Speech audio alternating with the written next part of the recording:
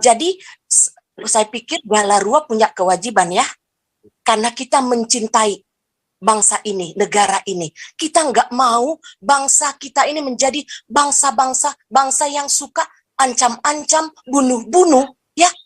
Terlalu berat menurut saya ini dampak yang diakibatkan oleh apa yang dipertontonkan Hani, ya.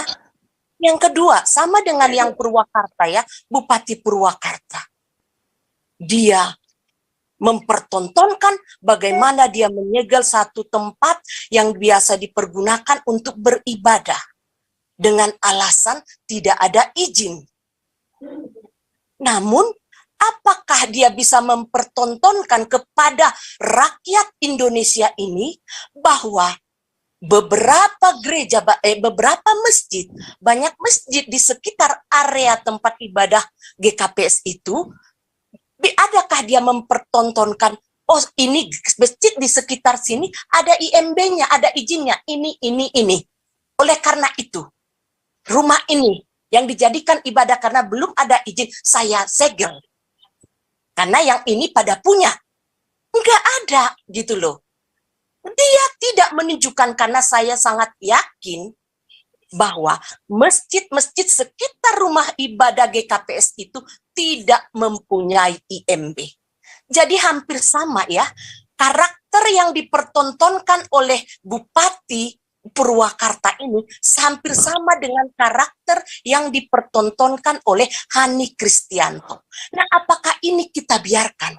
Kalau ini dibiarkan, akan muncul orang-orang yang karakternya hampir sama dan akan semakin banyak, dan akan terjadi di mana-mana di Indonesia ini. Jadi saya pikir kita berkewajiban untuk membantu pemerintah menegakkan hukum, menjalankan konstitusi. Ya, itu menurut saya. Itu aja tambahan dari saya, Pak Paul. Terima kasih, Pak. Ini dibacain para Jauti pengancaman. Oke, Pak, saya bacakan ya. Ya. Pengancaman melalui media elektronik.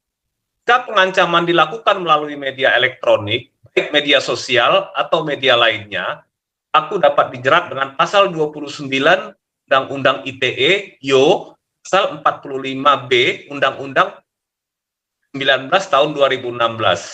Tentuan pasal 45B Undang-Undang 19 tahun 2016 ini menerangkan bahwa setiap orang yang dengan sengaja dan tanpa hak mengirimkan informasi elektronik dan atau dokumen elektronik yang berisi Ya, Bu Lisoy. Saya. Halo. Ya, lanjut toh. Ya, saya singkat aja ya sebelum saya tertidur. Ini kembali ke judul ya. Yang pertama, ini mengenai Hani Kristianto ya. Hani, saya pikir saya sama pendapatnya dengan Pak Santiamer tadi bahwa hal ini perilakunya Hani yang sama-sama kita tahu karena banyak di media sosial ya, suka intimidasi, mengancam-ancam, bahkan sangat mudah mengucapkan halal darah, bunuh. Ini nggak bisa kita biarkan. Galarua sebagai lembaga ya, satu lembaga yang berbadan hukum, saya pikir punya hak dan berkewajiban untuk menertibkan yang seperti ini. Ya, nggak bisa orang dengan mudahnya, dengan gampangnya menyebar-nyebar kebencian, halal darah, bunuh sana, bunuh sini, menyebar di media. Ini nggak membangun karakter bangsa yang baik. Ini merusak karakter generasi muda kita terutama. Ya, nggak bisa kita biarkan. Nah, ini bayangkan saja ya, dia mempertontonkan bagaimana dia mempersekusi ya, detik-detik dia mempersekusi tempat orang ya, mendatangi, intimidasi, ya dia pertontonkan dalam bentuk video dan disebarkan. Bayangkan ini nanti akan dicontoh, cara-cara begini akan dicontoh oleh generasi muda. Betapa rusak nanti bangsa kita kalau ini kita biarkan.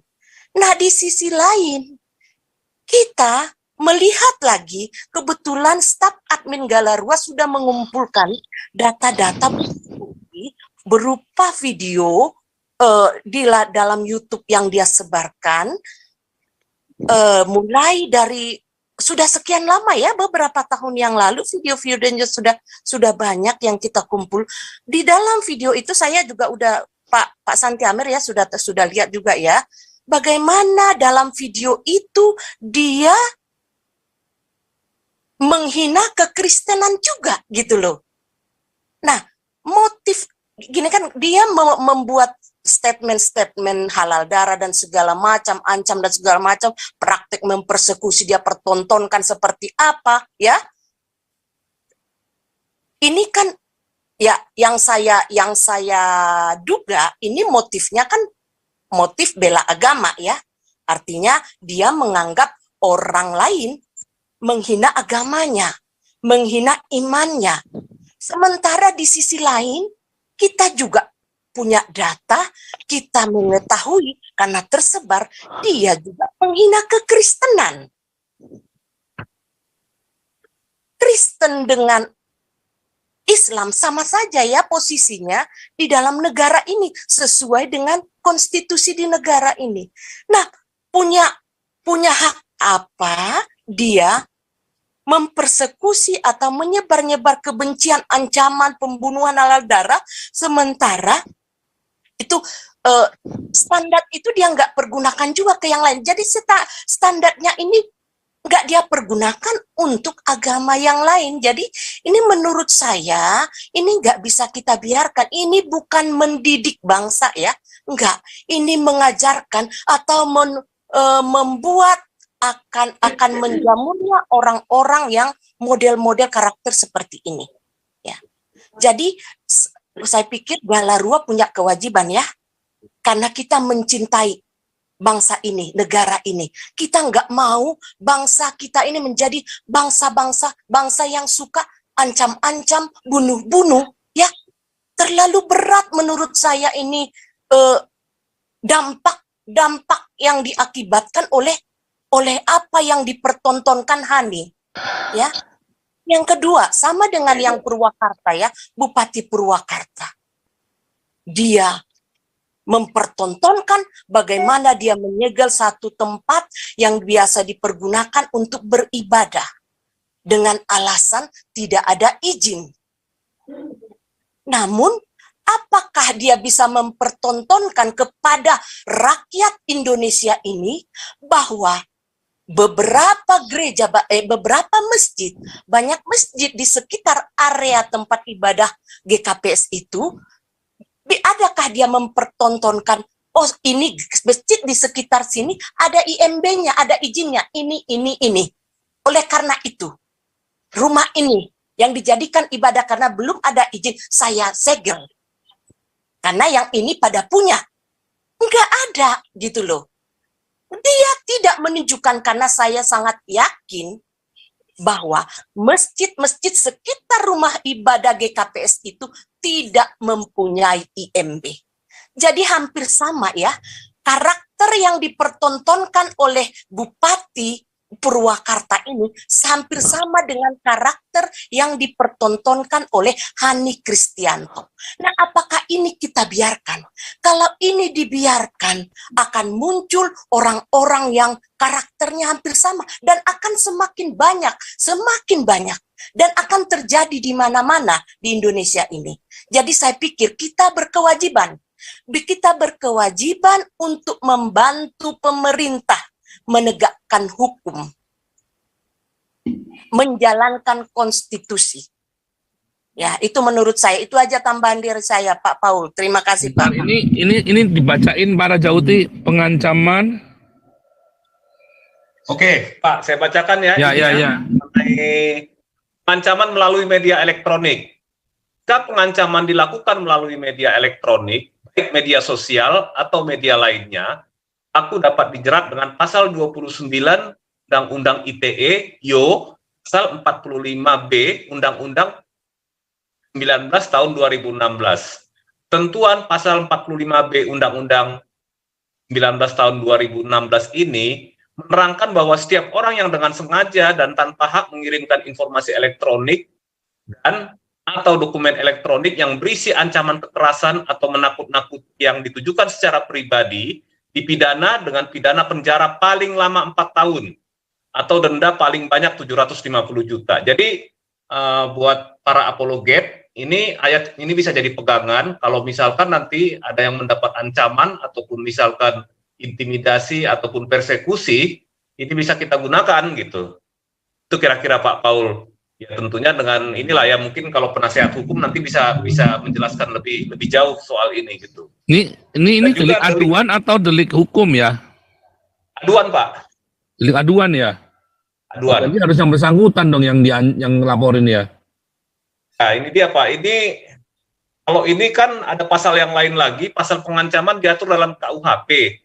Pasal 369 satu KUHP menerangkan ini ya, tapi ini umum ya sifatnya pengancaman ya, bahwa barang siapa dengan maksud untuk menguntungkan diri sendiri atau orang lain cara melawan hukum dengan ancaman pencemaran nama baik dengan lisan maupun tulisan atau dengan ancaman akan membuka rahasia, memaksa orang untuk memberikan barang sesuatu yang seluruhnya atau sebagian kepunyaan orang lain atau supaya membuat utang atau menghapuskan piutang, diancam dengan pidana penjara paling lama 4 tahun. Jadi ini model-model pengancaman kayak sama siapa yang tadi pagi Pak? Itu siapa ya?